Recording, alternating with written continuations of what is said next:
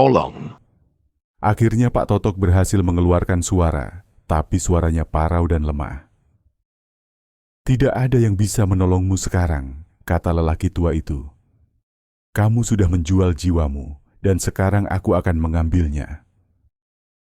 Pak Totok duduk di belakang meja kasir warungnya, Mie Ayam Bandung, yang terletak di sudut jalan yang sepi.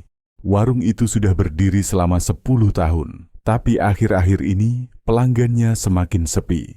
Persaingan dengan warung-warung baru dan harga bahan baku yang melambung tinggi membuatnya hampir putus asa. Matanya menatap keluar, melihat jalanan yang sunyi, hanya diterangi oleh cahaya lampu jalan yang redup. Hatinya berat.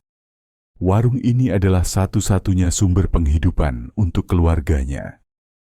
Suatu malam, saat Pak Totok sedang membersihkan meja-meja pelanggan yang sudah sepi, seorang lelaki tua tiba-tiba muncul di depan warungnya. Lelaki itu mengenakan baju lusuh dan topi lebar yang menutupi wajahnya. Suaranya parau ketika berbicara.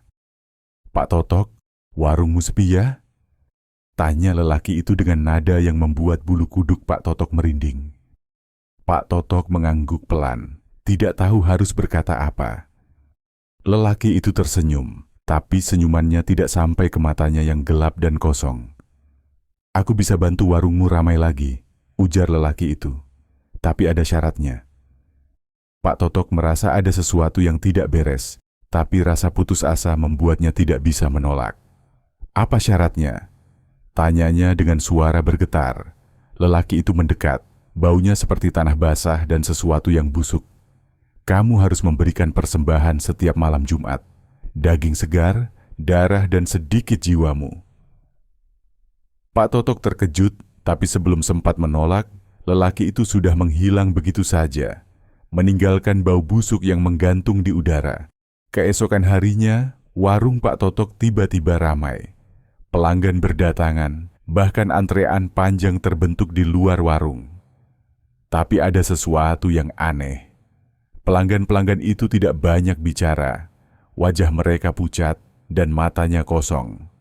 Mereka memesan mie ayam, tapi ketika Pak Totok menyajikannya, mereka hanya memandanginya dengan tatapan hampa sebelum mulai makan dengan lahap. Malam Jumat tiba, dan Pak Totok ingat janjinya. Dengan tangan gemetar, ia menyiapkan persembahan. Daging ayam segar dan sedikit darah dari ayam yang disembelihnya sendiri. Ia merasa ada sesuatu yang mengawasinya dari kegelapan, tapi ia mencoba mengabaikannya. Setelah persembahan diberikan, ia merasa lelah sekali, seperti sebagian tenaganya hilang. Bulan-bulan berlalu, warungnya semakin ramai. Tapi kesehatan Pak Totok semakin menurun. Wajahnya pucat, matanya cekung, dan ia sering merasa dingin meski cuaca panas. Suatu malam, saat ia sedang membersihkan warung, ia melihat bayangan aneh di cermin dinding. Bayangan itu bukan dirinya, tapi sosok lelaki tua yang dulu datang ke warungnya. Lelaki itu tersenyum lebar, menunjukkan gigi-gigi hitam yang tajam. "Kamu sudah setengah milikku, Pak Totok," bisik suara itu di telinganya. "Tinggal sedikit lagi." Pak Totok merasa ketakutan, tapi ia tidak bisa berbuat apa-apa. Warungnya adalah segalanya, dan ia tidak ingin kehilangan itu. Tapi semakin lama, ia mulai menyadari bahwa pelanggan-pelanggannya bukanlah manusia biasa. Mereka datang setiap malam, memesan mie ayam, dan menghilang begitu saja tanpa meninggalkan jejak. Suatu malam, saat ia sedang menyiapkan persembahan, ia mendengar suara tangisan dari dapur. Ketika ia membuka pintu, ia melihat sosok kecil berdiri di sana. Itu adalah anaknya, yang sudah meninggal 10 tahun lalu. Anak itu menangis, memohon padanya untuk berhenti. "Ayah, tolong hentikan ini," bisik anak itu. "Kamu tidak tahu apa yang kau lakukan." Pak Totok jatuh berlutut, air matanya mengalir. Ia baru menyadari bahwa ia telah menjual jiwanya untuk sesuatu yang tidak sepadan. Tapi sudah terlambat. Lelaki tua itu muncul lagi, kali ini dengan wajah yang lebih mengerikan. Matanya merah menyala, dan tangannya yang panjang dan kurus meraih Pak Totok. "Kamu sudah milikku," kata lelaki itu dengan suara yang menggema di seluruh warung. Pak Totok merasa tubuhnya kaku, seperti ditahan oleh kekuatan tak terlihat. Lelaki tua itu mendekat, napasnya berbau busuk, seperti bangkai yang sudah membusuk selama berhari-hari. Tangannya yang panjang dan kurus menyentuh bahu Pak Totok, dan seketika ia merasa dingin yang menusuk tulang. "Kamu sudah setengah milikku," bisik lelaki itu lagi, suaranya seperti gema yang memenuhi ruangan. "Tapi malam ini, aku akan mengambil sisanya." Pak Totok mencoba berteriak, tapi suaranya tidak keluar. Matanya melirik ke cermin di dinding, dan ia melihat bayangannya sendiri perlahan berubah. Wajahnya yang dulu ramah kini terlihat pucat dan kurus. Matanya cekung, dan ada sesuatu yang gelap mengintai di belakangnya. Ia tidak lagi mengenali dirinya sendiri. Lelaki tua itu tertawa, suaranya menggelegar di telinga Pak Totok. "Kamu pikir kamu bisa mengelabuiku? Kamu pikir kamu bisa berhenti begitu saja setelah menerima kekuatanku?" Pak Totok mencoba menggelengkan kepala, tapi tubuhnya tidak menuruti perintahnya. Ia merasa dirinya ditarik ke dalam kegelapan, ke suatu tempat yang dingin dan sunyi. Di sana, ia melihat bayangan-bayangan bergerak, sosok-sosok yang tidak jelas bentuknya, berbisik-bisik dalam bahasa yang tidak ia mengerti. "Tolong." Akhirnya Pak Totok berhasil mengeluarkan suara, tapi suaranya parau dan lemah. "Tidak ada yang bisa menolongmu sekarang," kata lelaki tua itu. "Kamu sudah menjual jiwamu, dan sekarang aku akan mengambilnya." Tiba-tiba, lampu di warung itu padam, dan kegelapan menyelimuti segalanya. Pak Totok merasa dirinya terjatuh, tapi tidak ada tanah yang menahan tubuhnya. Ia jatuh ke dalam kegelapan yang tak berujung, sementara suara tawa lelaki tua itu terus menggelegar di telinganya. Ketika lampu kembali menyala, warung itu terlihat kosong. Tidak ada tanda-tanda keberadaan Pak Totok, hanya bau busuk yang masih menggantung di udara. Meja-meja dan kursi-kursi teratur rapi, seolah-olah tidak ada yang pernah duduk di sana. Tapi malam berikutnya, warung mie ayam Bandung tetap buka. Pelanggan-pelanggan aneh masih datang.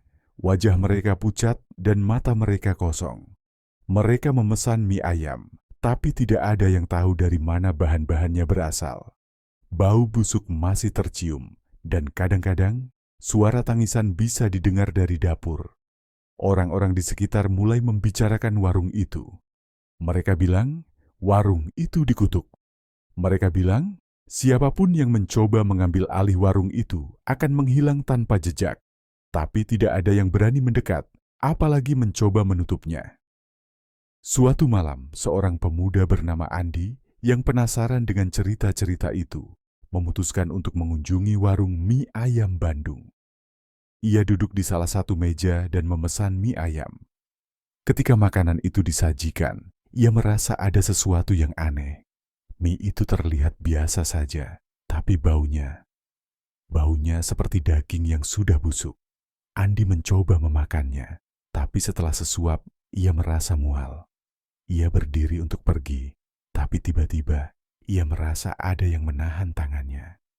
Ketika ia menoleh, ia melihat sosok lelaki tua dengan topi lebar duduk di sebelahnya. "Kamu tidak bisa pergi begitu saja," kata lelaki itu dengan suara parau. "Kamu sudah mencicipi makananku, sekarang kamu harus membayarnya." Andi mencoba berteriak, tapi suaranya tidak keluar. Ia merasa dirinya ditarik ke dalam kegelapan, sama seperti Pak Totok sebelumnya. Warung itu kembali sunyi, hanya suara bisikan-bisikan aneh yang bisa didengar dari dalam dapur. Dan begitulah, warung mie ayam Bandung tetap berdiri, menyedot siapapun yang berani mencoba makanannya. Tidak ada yang tahu apa yang terjadi di dalamnya, tapi semua orang tahu satu hal. Jangan pernah mendekati warung itu setelah matahari terbenam. Andi merasa tubuhnya semakin berat, seperti ditindih oleh kekuatan tak terlihat. Matanya melirik ke sekeliling, mencoba mencari jalan keluar, tapi semua pintu dan jendela warung itu seolah-olah telah menghilang. Dinding-dindingnya terasa hidup, bergerak-gerak seperti sedang bernapas, dan udara di sekitarnya semakin dingin. Lelaki tua itu masih duduk di sebelahnya, tersenyum lebar dengan gigi-gigi hitam yang tajam. "Kamu pikir kamu bisa datang ke sini dan pergi begitu saja?" bisiknya. "Tidak ada yang bisa lepas begitu mudah." Andi mencoba melawan, tapi tangannya seperti terikat oleh sesuatu yang tidak terlihat. Ia merasa dirinya ditarik ke arah dapur, di mana bau busuk semakin menyengat. Di sana, ia melihat sesuatu yang membuat darahnya membeku.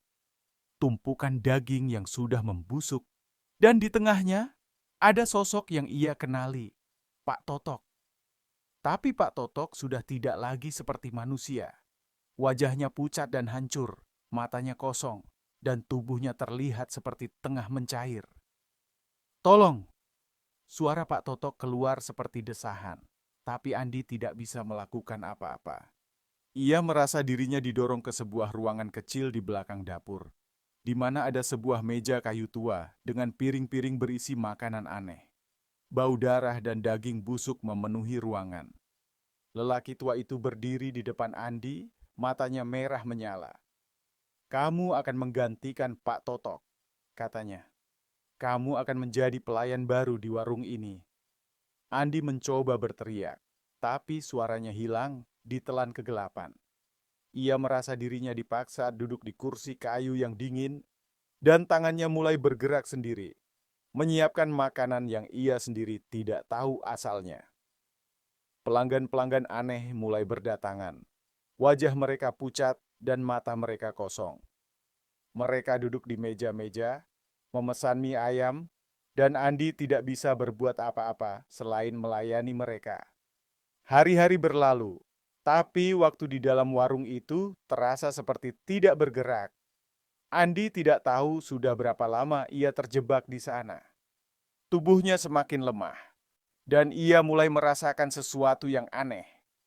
Ia tidak lagi merasa lapar atau haus. Ia hanya merasa dingin, dan ada sesuatu yang menggerogoti jiwanya perlahan-lahan. Suatu malam, saat ia sedang membersihkan meja, ia melihat bayangannya sendiri di cermin. Wajahnya sudah berubah, pucat, kurus, dan matanya kosong, seperti pelanggan-pelanggan aneh yang ia layani. Ia mencoba berteriak, tapi suaranya hanya keluar sebagai bisikan parau. Lelaki tua itu muncul lagi, kali ini dengan senyuman yang lebih lebar. "Kamu sudah menjadi bagian dari warung ini," katanya. "Tidak ada jalan keluar." Andi merasa dirinya semakin tenggelam ke dalam kegelapan. Ia tidak lagi bisa mengingat siapa dirinya atau mengapa ia ada di sana. Yang ia tahu, ia harus terus melayani pelanggan-pelanggan aneh itu, menyiapkan makanan yang baunya membuatnya mual, dan menunggu saat ketika lelaki tua itu akan mengambil jiwanya sepenuhnya. Warung mie ayam Bandung tetap berdiri seperti biasa. Pelanggan-pelanggan aneh masih datang setiap malam dan bau busuk masih menggantung di udara. Tapi sekarang ada pelayan baru di sana. Seorang pemuda dengan wajah pucat dan mata kosong yang tidak pernah berbicara dan tidak pernah mencoba melarikan diri. Orang-orang di sekitar masih membicarakan warung itu, tapi sekarang mereka juga membicarakan Andi, pemuda yang menghilang tanpa jejak setelah mencoba makan di sana. Mereka bilang, siapapun yang masuk ke warung itu setelah matahari terbenam tidak akan pernah keluar lagi. Tapi seperti biasa, tidak ada yang berani mendekat untuk memastikan. Dan begitulah, warung mie ayam Bandung terus beroperasi, menyedot siapapun yang berani mencoba makanannya dan menambahkan jiwa-jiwa baru ke dalam kegelapan yang mengintai di balik dinding-dindingnya. Andi merasa dirinya semakin tenggelam dalam kegelapan, tapi tiba-tiba sesuatu yang aneh terjadi. Seberkas cahaya redup muncul dari sudut ruangan dan ia mendengar suara yang familiar, suara neneknya yang sudah meninggal bertahun-tahun lalu. "Andi, kamu harus melawan," bisik suara itu. "Jangan biarkan dia mengambil jiwamu." Lelaki tua itu mendengar suara itu juga. Wajahnya yang tadinya tenang tiba-tiba berubah marah. Matanya merah menyala, dan tangannya yang panjang meraih ke arah cahaya itu. "Jangan ikut campur," raungnya, suaranya menggelegar seperti petir. Tapi cahaya itu tidak padam, malah semakin terang, dan Andi merasa ada kekuatan baru mengalir dalam tubuhnya. Ia tiba-tiba bisa menggerakkan tangannya lagi. Dengan sekuat tenaga, ia meraih sebuah pisau dapur yang tergeletak di meja dan menusukkannya ke arah lelaki tua itu. Lelaki tua itu menjerit, suaranya memekakkan telinga. Tubuhnya mulai berasap, seperti terbakar dari dalam. "Kamu tidak bisa mengalahkanku," teriaknya, tapi suaranya semakin lemah. Andi tidak berhenti. Ia terus menusuk, meski tangannya gemetar dan tubuhnya terasa seperti akan pingsan. Cahaya dari sudut ruangan semakin terang, dan ia melihat bayangan neneknya berdiri di sana, tersenyum lembut. "Kamu harus menghancurkan pusat kekuatannya," bisik neneknya. Di ruang bawah tanah, Andi mengangguk, meski tubuhnya hampir tidak bisa bergerak. Ia berjalan menuju pintu kecil di belakang dapur yang selama ini selalu terkunci. Dengan sisa tenaga, ia menendang pintu itu hingga terbuka. Tangga kayu yang rapuh menuju ke bawah muncul di hadapannya. Lelaki tua itu masih menjerit-jerit di belakangnya. Tapi Andi tidak peduli. Ia menuruni tangga itu. Setiap langkah terasa seperti beban yang berat. Di ruang bawah tanah, ia melihat sesuatu yang membuatnya hampir muntah. Sebuah altar tua dengan tulang belulang berserakan. Dan di tengahnya, ada sebuah guci hitam yang mengeluarkan asap tebal. "Ini pusat kekuatannya," bisik Andi pada dirinya sendiri. Ia meraih guci itu, meski tangannya terasa seperti terbakar saat menyentuhnya. Dengan sekuat tenaga, ia melemparkan guci itu ke lantai. Guci itu pecah, dan asap hitam keluar dengan dahsyat, membentuk wajah-wajah mengerikan yang menjerit-jerit. Andi merasa dirinya terlempar ke dinding, tapi ia tidak melepaskan pegangan pada pisau yang masih ia bawa. Asap itu mulai menyusut, dan jeritan-jeritan itu semakin lemah, sampai akhirnya menghilang sama sekali. Di atas, warung mie ayam Bandung berguncang hebat. Meja-meja dan kursi-kursi berjatuhan, dan lampu-lampu padam. Lelaki tua itu menjerit sekali lagi, lalu tubuhnya mulai hancur, berubah menjadi debu yang beterbangan di udara. Ketika Andi berhasil naik kembali ke dapur, warung itu sudah sunyi. Pelanggan-pelanggan aneh itu menghilang, dan bau busuk yang selalu menggantung di udara juga lenyap. Ia melihat ke cermin, dan wajahnya perlahan kembali normal. Warna kulitnya kembali, matanya tidak lagi kosong. Tapi ia tahu, ini belum berakhir. Warung itu masih berdiri, dan kekuatan gelap yang pernah menguasainya mungkin belum sepenuhnya hilang. Andi mengambil napas dalam-dalam dan memutuskan untuk membakar warung itu sampai habis.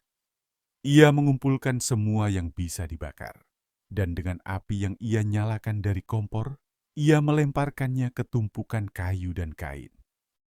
Api dengan cepat menyebar, melahap warung mie ayam Bandung dalam sekejap. Andi berdiri di luar, menonton warung itu terbakar, sambil merasakan beban yang selama ini menindihnya perlahan-lahan hilang. Tapi, saat api mulai padam, Andi melihat sesuatu yang membuat darahnya membeku. Di antara puing-puing warung yang hangus, ada sebuah guci hitam yang utuh. Guci yang sama yang ia hancurkan di ruang bawah tanah. Guci itu retak, tapi tidak pecah. Dan dari celah-celahnya, asap hitam mulai keluar lagi. Andi merasa dirinya ditarik kembali ke dalam kegelapan, dan suara lelaki tua itu kembali terdengar. Kali ini lebih keras dan lebih marah. "Kamu pikir kamu bisa mengalahkanku?" Suara itu menggema. "Aku tidak akan pernah mati." Andi terjatuh ke tanah. Tubuhnya gemetar saat asap hitam dari guci itu mulai membentuk bayangan lelaki tua itu kembali. Wajahnya yang mengerikan muncul di depan Andi. Matanya merah menyala seperti bara api. Suara tawanya menggema, memenuhi udara malam yang sunyi. "Kamu palahkan aku, kamu hanya manusia lemah," teriak lelaki tua itu. Suaranya seperti guru yang memekakkan telinga. Andi merangkak mundur, mencoba menjauh dari bayangan itu. Tapi setiap kali ia bergerak, bayangan itu semakin mendekat, seperti bayangan yang mengejar mangsanya. Ia merasa dingin yang menusuk tulang, dan napasnya mulai tersengal-sengal. Tiba-tiba, ia teringat sesuatu, kata-kata neneknya. "Kamu harus menghancurkan pusat kekuatannya." Guci itu adalah pusat kekuatannya, tapi Andi tidak berhasil menghancurkannya sepenuhnya. Ia perlu sesuatu yang lebih kuat, sesuatu yang bisa memusnahkan guci itu sekali dan untuk selamanya. Dengan sisa tenaga, Andi bangkit dan berlari menjauh dari puing-puing warung yang masih berasap. Ia tahu ia harus mencari bantuan, tapi siapa yang akan percaya padanya? Siapa yang akan membantu melawan kekuatan gelap seperti ini? Ia tiba di rumah seorang teman lamanya, Rudy, yang dikenal sebagai orang yang percaya pada hal-hal mistis. Rudy membuka pintu dengan wajah terkejut melihat kondisi Andi yang kotor dan ketakutan. "Andi, apa yang terjadi?" tanya Rudy, matanya penuh kekhawatiran. Andi menceritakan semuanya dengan cepat, dari warung mie ayam Bandung, lelaki tua itu, guci hitam, dan bagaimana ia hampir berhasil melarikan diri. Rudy mendengarkan dengan serius, dan ketika Andi selesai, ia mengangguk pelan. "Kita butuh bantuan orang yang lebih ahli dalam hal ini," kata Rudy. "Aku kenal seorang dukun yang mungkin bisa membantu." Malam itu juga, Rudy membawa Andi ke rumah dukun itu, seorang wanita tua bernama Mbah Siti. Rumahnya terletak di pinggir desa, dikelilingi oleh pohon-pohon besar yang membuatnya terasa angker. Mbah Siti sudah menunggu mereka di depan rumah, seperti ia tahu mereka akan datang. "Sudah kuduga," kata Mbah Siti dengan suara parau. "Kekuatan gelap itu sudah terlalu lama mengganggu desa kita." Andi dan Rudy duduk di lantai, sementara Mbah Siti mengambil beberapa benda aneh dari sebuah kotak kayu tua. Ada lilin, dupa, dan beberapa jimat yang terbuat dari tulang dan batu. Guci itu adalah wadah dari roh jahat yang sudah berusia ratusan tahun, jelas Mbah Siti. Untuk menghancurkannya, kita butuh ritual khusus. Tapi ini tidak akan mudah. Roh itu akan melawan dengan segala cara. Mbah Siti meminta Andi dan Rudy untuk membantu menyiapkan ritual. Mereka menyalakan lilin dan dupa, dan Mbah Siti mulai membaca mantra-mantra dalam bahasa yang tidak mereka mengerti. Udara di sekitar mereka terasa semakin tebal, dan Andi merasa ada sesuatu yang mengawasi mereka dari kegelapan. Setelah persiapan selesai, mereka kembali ke puing-puing warung mie ayam Bandung. Guci hitam itu masih ada di sana. Retakannya mengeluarkan asap hitam yang semakin tebal. Mbah Siti berdiri di depan guci itu, tangannya memegang jimat dan mulutnya terus membaca mantra.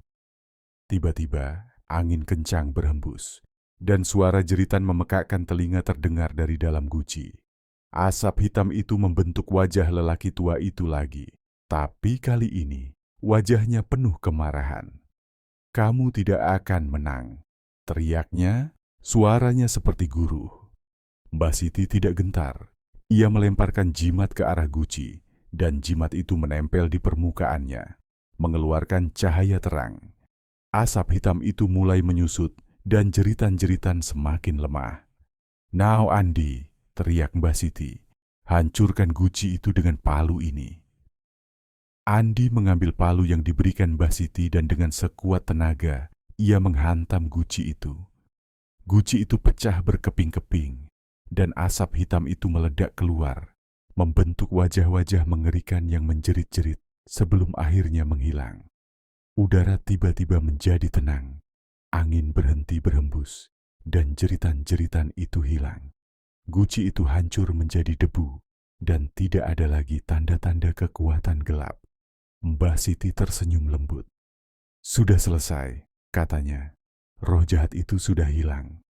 Andi merasa lega, tapi ia juga merasa lelah sekali. Tubuhnya seperti kehabisan tenaga, dan ia hampir terjatuh jika Rudi tidak menahannya. Kamu sudah berhasil, kata Rudi. Sekarang kita bisa tenang.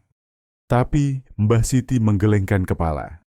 Kekuatan gelap itu mungkin sudah hilang, tapi kita harus tetap waspada. Roh-roh jahat seperti itu tidak pernah benar-benar pergi. Mereka hanya menunggu kesempatan untuk kembali. Andi mengangguk meski tubuhnya terasa berat. Ia tahu ini bukan akhir dari segalanya. Tapi setidaknya untuk sekarang ia bisa bernapas lega. Warung mie ayam Bandung sudah tidak ada dan kekuatan gelap yang menguasainya sudah hilang. Tapi di suatu tempat, jauh di kegelapan, sesuatu yang kecil dan retak mulai mengeluarkan asap hitam lagi. Dan suara tawa yang familiar mulai terdengar, pelan tapi pasti. Andi, Rudi, dan Mbah Siti meninggalkan puing-puing warung mie ayam Bandung dengan perasaan campur aduk. Meski guci itu sudah hancur dan kekuatan gelap seolah lenyap, ada sesuatu yang masih mengganjal di hati Andi. Ia merasa seperti ada yang mengawasinya dari kejauhan, tapi setiap kali ia menoleh, tidak ada apa-apa. Mbah Siti memegang bahu Andi dengan lembut. Kamu sudah melakukan yang terbaik, nak. Tapi ingat, kekuatan gelap seperti itu tidak pernah benar-benar hilang. Mereka hanya menunggu kesempatan untuk kembali. Kamu harus tetap waspada. Andi mengangguk, meski hatinya masih dipenuhi kecemasan. Apa yang harus aku lakukan selanjutnya, Mbah? Mbah Siti tersenyum kecil. Hidupilah hidupmu dengan baik. Jaga dirimu dan orang-orang di sekitarmu. Kekuatan gelap tidak akan bisa menguasaimu jika hatimu penuh dengan kebaikan dan keberanian. Rudi menepuk punggung Andi. Kita sudah melewati ini bersama, Andi. Apapun yang terjadi, kita akan menghadapinya. Beberapa bulan berlalu, kehidupan Andi perlahan kembali normal. Warung mie ayam Bandung tidak pernah dibangun kembali, dan tanah tempat warung itu berdiri kini ditumbuhi rumput liar. Orang-orang di desa mulai melupakan cerita horor tentang warung itu, meski kadang-kadang masih ada yang berbisik-bisik tentang sosok lelaki tua dengan topi lebar. Andi memutuskan untuk membuka usaha kecil-kecilan di rumahnya. Ia menjual makanan ringan dan minuman, dan pelanggannya adalah tetangga-tetangga dekat. Meski tidak sebesar warung mie ayam Bandung, usahanya cukup untuk menghidupi dirinya dan keluarganya. Suatu sore, saat Andi sedang membersihkan meja di teras rumahnya, ia melihat seorang anak kecil berdiri di depan pagar. Anak itu mengenakan baju lusuh dan topi lebar yang menutupi wajahnya. Andi merasa jantungnya berdebar kencang. Ada yang bisa saya bantu?